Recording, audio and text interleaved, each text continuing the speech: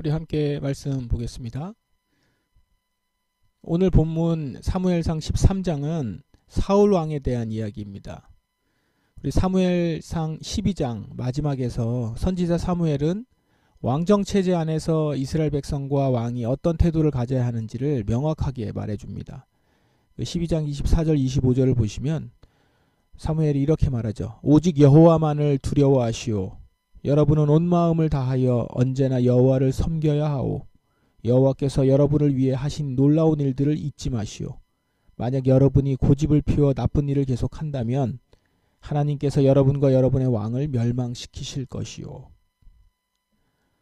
이렇게 말씀하신 이후에 이제 13장 내용이 나오는데 이 13장에서는 그러한 권면 이후에 사울 왕이 어떤 모습을 보였는지가 나옵니다. 사울 왕은 왕으로 등극하기 전까지만 해도 겸손한 모습을 보였습니다. 그러나 왕이 된 이후에 자신의 자리를 지키는 것이 너무 중요해졌는지 점차 변해갑니다. 어쩌면 처음에 그가 보였던 겸손은 진정한 겸손이라기보다는 자존감 낮음에서 나온 것이었을지도 모르겠습니다. 사울이 왕으로 세워질 당시 많은 사람들이 사울에 대해서 의문을 품었습니다. 그가 정말 왕이 될 수 있을까? 그것에 대해서 사울은 침묵으로 반응을 했거든요. 이렇게 반응을 크게 하거나 나는 그렇지 않다라고 항변하지 않고 거의 침묵으로 반응했습니다. 그것이 당시에는 겸손한 것으로 이렇게 보였지만 실제로는 마음의 상처가 컸던 것이 아닐까 생각됩니다. 그리고 이 상처가 이후 그가 왕으로 다스릴 때 영향을 미친 듯합니다. 이런 거죠. 사람들이 나를 어떻게 생각할까? 나를 좋아할까? 나를 인정하는 것은 맞는가? 늘 사람들의 평가에 예민하게 반응하며 살아갔습니다. 이것은 왕으로서 지도자로서 백성들의 소리에 귀를 기울이는 것하고는 좀 다른 차원이죠. 나를 어떻게 인정하는가? 나를 싫어하진 않나? 나를 저 사람은 좋아하는가 아닌가 이런 이제 기준을 갖는 거거든요. 그러다 보니까 자기를 인정하는 것을 굉장히 중요하게 여기고 자기를 스스로라도 인정하려고 매우 노력을 하죠. 사무엘상 15장에 보면 사울은 자신이 승리한 곳에 기념비를 세우거든요. 하나님께서 그에게 승리를 주신 것인데 그걸 분명히 다 알고 있는데도 불구하고 들었음에도 불구하고 그는 자신이 승리했다라고 기념비를 세웁니다. 이것은 사울 안에 그 깊은 불안감과 조급함 그리고 자기중심적인 태도가 있다라는 것들을 보여줍니다. 오늘 본문에서 사울은 아주 중요한 그리고 치명적인 실수를 합니다. 그것은 한마디로 선을 넘는 일이었습니다. 죄는 언제나 넘어가지 말아야 할 선을 넘게 만듭니다. 그것이 자유라는 이름으로 자율이라는 이름으로 우리를 그렇게 유혹하죠. 하지만 그 선은 제한선이 아니라 사실은 보호선입니다. 마치 양이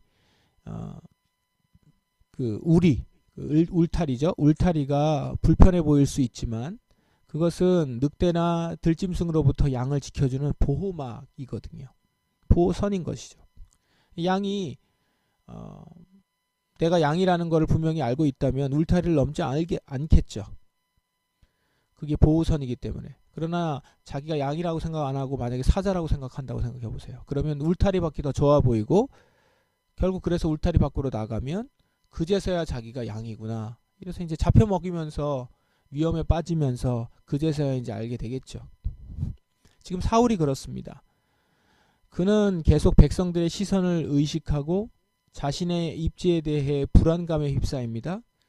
그럴수록 더욱 하나님을 의지해야 되지만 자기가 연약한 사람이다라는 걸 인정하고 의지해야 하지만 자기가 연약한 사람이라는 걸 인정하고 싶지 않은 거예요. 그래서 다른 결정을 합니다. 말하자면 본문에서는 사울은 조급함과 불안함 속에서 선을 넘습니다.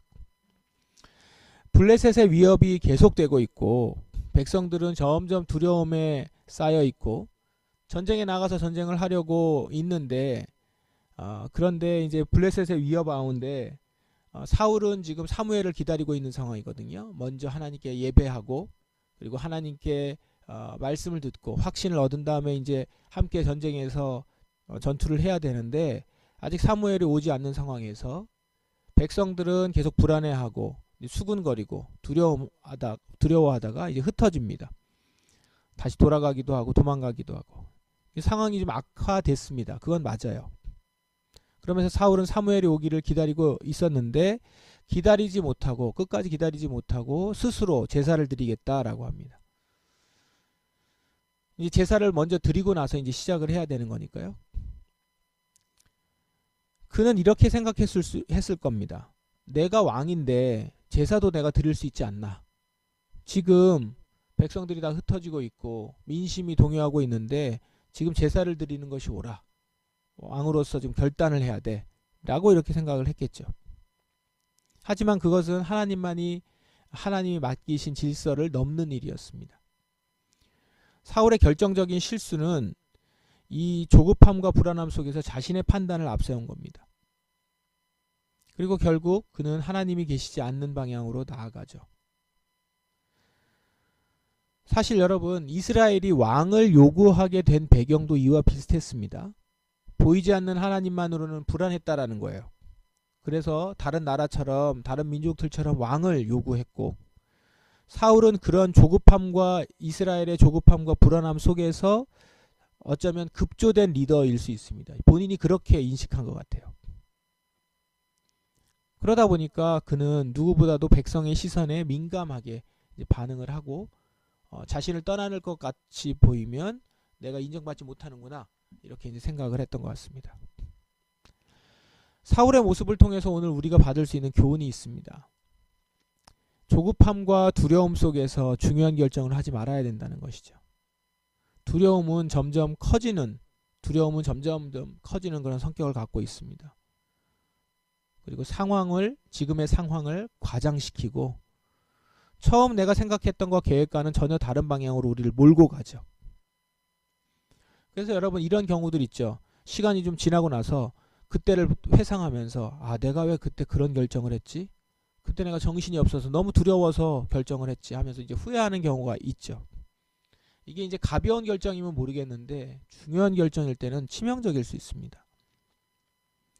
두려움 가운데서 조급함 가운데서 내린 결정은 본질을 보지 못하게 합니다. 항상 급하고 어리석은 방향으로 우리를 이끌게 되죠. 이렇게 두려울 때, 불안할 때, 조급할 때 기억해야 합니다. 우리는 결정하지 말고 기도해야 합니다. 기도는 본질을 보게 해줍니다. 말씀을 기억나게 하고 하나님의 뜻을 분명히 보게 하거든요. 그래서 기도하는 가운데 조급함과 불안함 속에서 부풀어진 거품을 꺼트릴 수 있게 되고 거품이 깨지면서 중요한 본질을 보게 되거든요. 그제서야 결정할 수 있는 것이죠. 진짜 중요한 것이 무엇인지를 알게 됩니다. 또 기도는 내 수준을 넘어서서 결정을 하게 해주는 통로이기도 합니다. 울타리이기도 하지만 또 길을 열어주는 통로이기도 합니다. 사람은 자기 수준 이상의 결정을 못하죠. 자기 생각 이상의 결정을 못합니다. 그러나 기도는 하나님의 결정을 우리가 받아들이게 되고 하나님의 지혜와 판단으로 열리는 길을 가게 해주거든요. 그래서 그때는 내 판단으로 내 스스로의 결정으로 행하는 것이 아니라 하나님의 지혜와 판단을 의지해서 결정을 하는 것이죠. 무엇보다도 사울은 그 마음 가운데 자존감만 낮은 것이 아니라 사실은 자기가 자기를 인정하고 있는 그런 교만함이 있었던 것이죠. 그래서 하나님 아니고도 내가 스스로 할 수 있어. 지금 이렇게 결정하는 것이 옳아라고 하면서 결정을 하면서 추진해 나가죠. 하나님이라면 이런 것 해줘야 되는 것 아닌가? 사실 다른 표현은 그렇게 표현되기도 합니다. 이 모든 것이 그래서 그것이 내 판단이 옳다. 그리고 나는 이렇게 결정할 수밖에 없어. 라고 계속 자기 자신을 변호하죠. 지금 사울도 사무엘이 왜 그렇게 먼저 앞서서 제사를 스스로 드리는 죄를 지었냐라고 하자 이러이러할 수밖에 없었다라고 계속 변명을 하죠. 회개하고 그 앞에 엎드려야 하는데 그러지 않습니다. 결국 그 가운데는 하나님보다 자기가 앞선 것이고 자기가 먼저인 것이고 자기가 스스로 결정할 수 있다 생각하는 것입니다. 그것이 두려움과 조급함이 그것들을 부추기고 드러낸 것뿐입니다. 말씀을 정리합시다. 하나님께서 주신 보호선 안에 머무는 것이 참된 지혜입니다. 두려움과 세상의 평가에 휘둘려서 인생의 중요한 결정을 내려서는 안 됩니다. 보호선 안에서 우리는 참된 자유와 안전과 그리고 영생의 복을 누릴 수 있습니다. 조급한 마음이 들 때, 불안이 엄습할 때 멈추십시오. 그리고 기도하십시오. 그럴 때 하나님은 우리 마음을 평안케 하시고 우리 주변 상황의 거품들을 깨뜨리시고 우리에게 가장 좋은 길을 보여주시고 걸어갈 수 있게 해 주실 것입니다. 성령님께서 여러분들에게 하나님의 뜻을 다시 분명히 보여주실 것이고 그 길을 걸어갈 수 있도록 확신을 주실 것입니다. 말씀 안에서 말씀을 순종하며 하나님을 바라보며 걸어가고 그 길을 결정할 수 있는 저와 여러분 되기를 주님의 이름으로 축원합니다. 우리 같이 기도하시겠습니다. 말씀에 의지하여 이 시간 기도하십시다. 주님, 두려움과 세상의 평가에 휘둘려 인생의 중요한 결정 내리지 않길 원합니다. 제가 교만하여서 두려움 가운데서 내가 하는 결정은 다 옳다 인정하며 나아가는 그런 불신의 모습을 보이지 않게 하소서. 주님, 기도하오니 이 가운데서 제 마음을 평안케 하시고 분명히 주님의 뜻을 보게 하시고 그 길이 생명의 길임을 확신케 하여 주시옵소서. 주여, 오늘도 주님의 말씀을, 주님의 뜻을 보기 원합니다. 이렇게 기도하며 나아가십시다. 기도하겠습니다.